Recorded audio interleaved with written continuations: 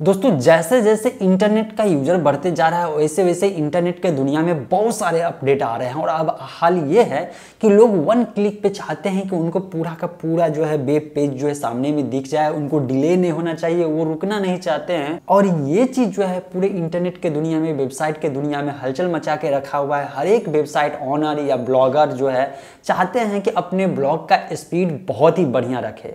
और आप लोग जानते हैं कि गूगल हमेशा अपडेट लाते रहता है और गूगल ने फिर रिसेंटली अपडेट लाया है और आने वाले समय में आपको पेज एक्सपीरियंस लेवल का भी डिफरेंस देखने को मिलेगा। तो ये अभी बताया गया है, मतलब आने वाले समय में कहीं ना कहीं रैंकिंग फैक्टर हो भी सकता है, नहीं भी होगा, लेकिन आखिर रिलीज किया है तो इसका मतलब क्या है कि हो सकता है ना।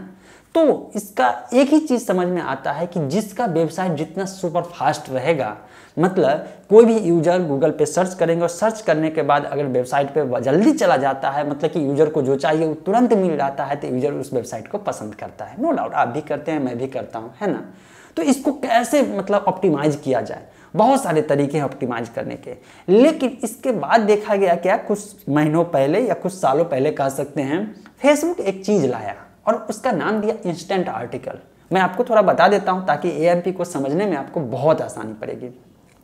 देखिए, फेसबुक ने इंस्टेंट आर्टिकल लाया और इसके बाद देखा गया ये कि फेसबुक के कोई पेज पे, मान लीजिए कि मेरा ब्लॉग है और मेरा फेसबुक पेज भी है, और वहाँ पे मैं अपने ब्लॉग के आर्टिकल को अगर मैं वहाँ पे शेयर करता था, लिंक शेयर करता था, और जैसे ही शेयर करता था अगर लोग वहाँ पे विजिट करते थे मेरे ब्लॉग पे, तो वहाँ पे होता क्या था कि मेरे ब्लॉग पे नहीं आते थे।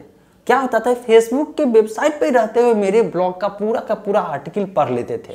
और इनफैक्ट अब आप सोचिएगा कि एडवर्टाइजमेंट, तो दोस्तों फेसबुक अपना एडवर्टाइजमेंट भी वहाँ पे इम्प्लीमेंट कर देता था जिसका पैसा मुझे देता था।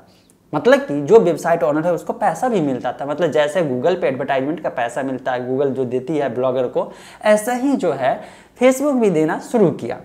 अब इसका नाम इंस्टेंट आर्टिकल हुआ। तो इसमें बेनिफिट क्या हुआ कि पूरे कंटेंट को एक तरह से कॉपी करके, मिरर करके, और फेसबुक अपने सर्वर पे रख लेता था और उसको फास्टली, जितना फास्टली फेसबुक रन करता था उतना फास्टली आपका कंटेंट रन करता था। मतलब क्या है कि आपका वेबसाइट स्लो भी होगा, किसी भी कारण से आपको ज़्यादा टेक्नोलॉजी का नॉलेज नहीं है, ज़्यादा ऑप्टिमाइज नहीं कर पा रहे, फिर भी आपका वेबसाइट सुपर फास्ट हो जाता था। बस सिंपली उसके कुछ प्लगइन्स होते थे, उसके कुछ कोड होते थे और आपको वेबसाइट पे इंप्लीमेंट करना होता था। जो पेज जो इंस्टेंट आर्टिकल के लिए इनेबल हो जाता था वो वहाँ पे काम करना शुरू कर देता था। गूगल ने देखा, अरे यार ये जो है इसका जो है कंपटीटर है, चूंकि इस मामले में वेबसाइट के फील्ड में आ रहा था धीरे धीरे, ये भी नया जो है फ्रेमवर्क ला दिया जिसका नाम दिया AMP। AMP का फुल फॉर्म होता है एक्सेलरेटेड मोबाइल पेजेज। अब आप यहाँ पे एक चीज टर्म का नाम मैंने बताया जो सुने हैं, वो है फ्रेमवर्क।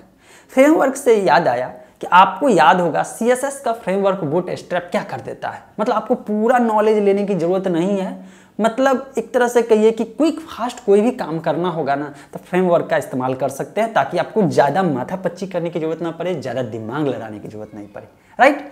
इसी तरह से गूगल ने HTML का एक फ्रेमवर्क लाया। जैसे बूटस्ट्रैप CSS का फ्रेमवर्क है, ऐसा ही गूगल ने HTML का फ्रेमवर्क लाया और जिसका नाम AMP रख दिया। ये करता क्या है कि आपके पूरे वेबसाइट के स्ट्रक्चर को जो है कंप्लीट चेंज कर देता है, और ये भी क्या करता है कि आपके वेबसाइट को सुपर फास्ट कर देता है।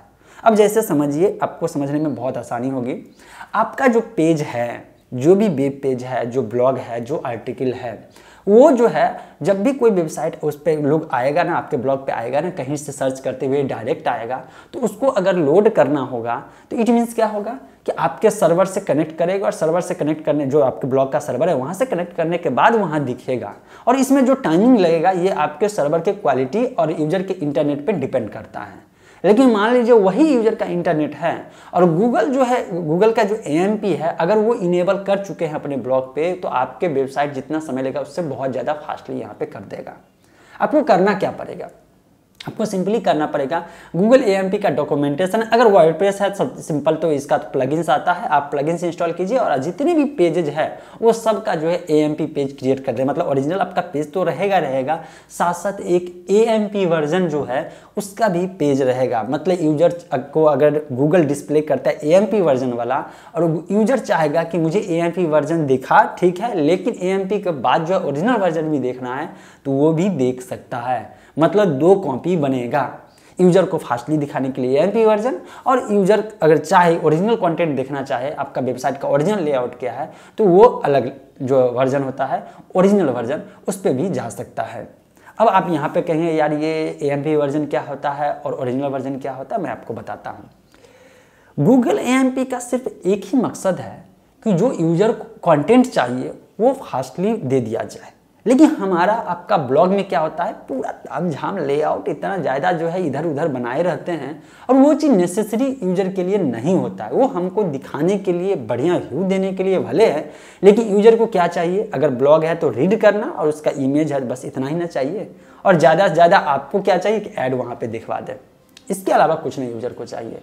जितना ज़्यादा CSS का काम होगा, जावास्क्रिप्ट का काम होगा, उतना ज़्यादा वेबसाइट स्लो होता है। अब ज़्यादा स्लो होगा आपका वेबसाइट तो यूजर आएगा नहीं, इसीलिए इसका मकसद है कि जो फालतू का चीज़ है उसको हटा दिया जाए, अपने जो है उसका एक कैशिंग बना दिया जाए, और वहाँ से गूगल ही यूजर को सर्व करना शुरू करेगा। मैं आपको यहाँ पे एक चीज़ बताना चाहता हूँ, वो पॉइंट ये है कि AMP जो है ये तभी वर्क करेगा जब यूजर या आप जो भी देखिएगा, मोबाइल पे अगर कुछ सर्च कीजिएगा तो ही AMP वर्जन होगा। अगर आप डेस्कटॉप पे कीजिएगा तो वो सही से काम नहीं करेगा, क्योंकि इसका मकसद है कि आपको जो है मोबाइल वर्जन किया जाए। सर्च की मैं बात करता हूँ, वैसे अगर कंप्लीट URL लीजिएगा, कंप्लीट URL, तब तो डेस्कटॉप पे भी काम करेगा, किसी भी डिवाइस पे काम करेगा। लेकिन इसका मकसद क्या है, इनको फुल फॉर्म में ही समझ में आ रहा है ना, एक्सेलरेटेड मोबाइल पेज, मतलब मोबाइल पेजेस जो आपका रहेगा उसको फास्ट कर देगा। अब लोगों का इंटरनेट स्लो भी रहे फिर भी जो है उसको वेबसाइट दिखेगा, लोग खुश हो जाएंगे। लेकिन दोस्तों यहाँ पे बहुत सारे अभी भी कन्फ्यूजन है। मैंने तो आपको सिर्फ ये बताया कि AMP क्या होता है ना, आपको समझ में आ गया कि जैसे इंस्टेंट आर्टिकलर है या एप्पल न्यूज़ है, इसी तरह से गूगल ने लॉन्च कर दिया। सारे ब्लॉगर एकदम ओपन सोर्स है, ये एकदम फ्री है, ओपन सोर्स है, कोई भी इस्तेमाल कर सकता है अपने वेबसाइट पे। और खासकर मैं आपको बता देता हूँ यहाँ पे एक चीज़, जब भी आप कोई न्यूज़ सर्च करते हैं गूगल पेज पे, गूगल में सर्च करते हैं, तो आपको जो है ना AMP का लोगों के साथ जो है क्राउजल वाला आ जाता है न्यूज़ सेक्शन। वो खासकर न्यूज़ एजेंसी वाले के लिए बहुत ज़्यादा इंपॉर्टेंट हो गया, और लगभग जितने भी न्यूज़ एजेंसी है सब इससे इम्प्लीमेंट किए हैं। लेकिन एक और पॉइंट यहाँ पे आता है, और वो आता है कि सारे ब्लॉगर इसको इंप्लीमेंट नहीं कर रहे हैं। कहीं ना कहीं रीजन है, क्योंकि मैं पर्सनली AMP वर्जन इंप्लीमेंट किया था, बाद में AMP को हटा दिया। बहुत सारे ब्लॉगर जो शुरुआत में ये चीज़ को देखे तो वो AMP को इनेबल किए, बाद में AMP को हटा दिए, ओरिजिनल वर्जन रखे। तो इसका क्या रीज़न है, ये अगर आप जानना चाहते हैं तो नीचे कमेंट सेक्शन में ज़रूर बताइएगा। दूसरी बात ये कि AMP असल में वर्क कैसे करती है, पूरा कॉन्सेप्ट के साथ अगर सीखना चाहते हैं, ये भी नीचे कमेंट सेक्शन में जरूर मेंशन कीजिएगा। आपके जो है सवालों का वेट करूंगा। मैं यहाँ पे एम कर रहा हूँ इस वीडियो पे कम से कम जो है 200 लाइक्स बढ़ा दीजिए, इसलिए क्योंकि ये इंपॉर्टेंट वीडियो है हर एक ब्लॉगर के लिए। अगर आप ब्लॉगर हैं तो लाइक करना तो बनता ही बनता है। एनीवे मिलते हैं अपडेटेड इन्फॉर्मेशन के साथ नेक्स्ट वीडियो में।